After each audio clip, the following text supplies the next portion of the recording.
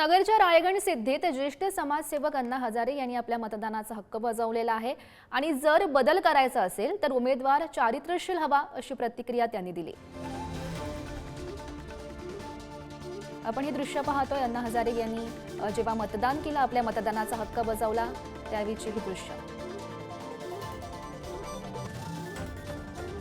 जागरूक मतदार हा लोकशाहीचा आधार आहे।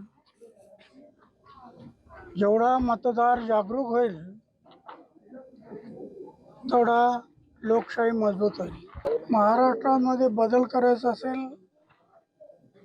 तर उमेदवार चारित्र्यशील असला पाहिजे। चारित्र्यशील उमेदवार पैसे घेऊन मत द्यायचे हा दोष आहे। त्याच्यामुळं लोकशाहीला धोका निर्माण होईल।